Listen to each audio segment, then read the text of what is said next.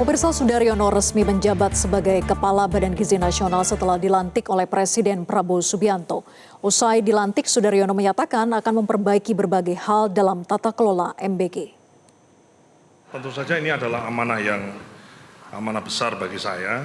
Ini satu amanah besar karena memang program makan bergizi gratis ini adalah program besar, grande, dan satu di antara program prioritas pemerintahan Bapak Prabowo Subianto dan Pak Gibran Rakabuming Raka.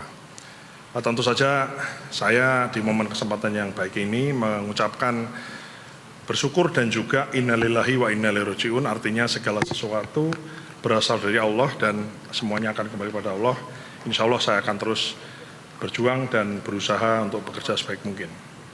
Dan selanjutnya saya ingin memberi apresiasi kepada Bu Nani Diang dan juga mendoakan beliau yang saat ini atau kemarin barangkali Wak Media juga tahu bahwa Bu Nani mengundurkan diri karena alasan kesehatan. Jadi kita semua mari kita doakan beliau agar segera prima dan bisa kemudian seger waras seperti biasanya kan gitu.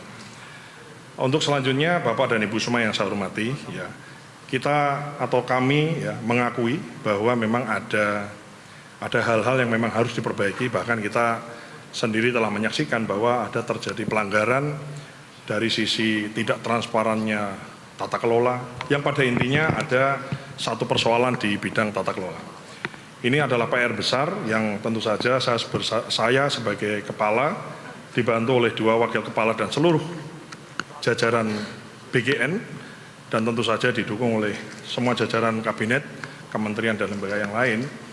Saya sebagai kepala akan bekerja keras untuk memperbaiki yang memang harus kita perbaiki.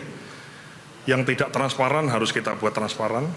Mungkin barangkali kalau ada yang masih manual, bagaimana caranya supaya tidak manual atau bisa secara digital ada recordnya.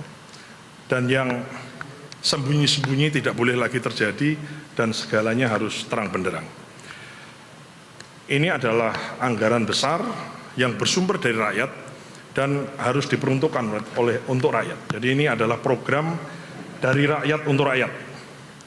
Tentu saja setiap tetes rupiah yang dikeluarkan harus betul-betul sesuai dengan tujuan program.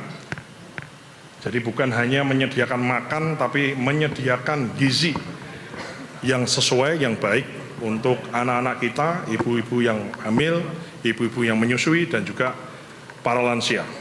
Selain itu, selain penyediaan gizi, tentu saja ada efek positif karena memang background kami dari Wakil Menteri Pertanian adalah bagaimana efek positif dari sisi produktivitas pertanian kita yang terserap dengan lembaga MBG ini, dengan lembaga makan atau program makan bergizi gratis ini. Ini adalah program grande. Saya di beberapa kesempatan menyampaikan bahwa program ini tuh ibarat Pac-Man, jadi apa-apa dimakan. Kalau kita lihat dulu ada orang mandi-mandi susu, sekarang insya Allah tidak ada lagi. Ada orang buang-buang wortel, insya Allah tidak ada lagi.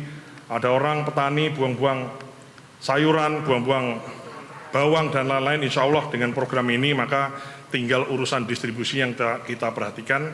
Salah satunya adalah, mohon maaf mungkin sedikit flashback di Kementerian Pertanian, adalah adanya program pemenuhan telur dan ayam yang tersebar di luar Jawa, karena memang secara distribusi di luar Jawa ini dipandang memang masih kurang dan oversupply di Pulau Jawa.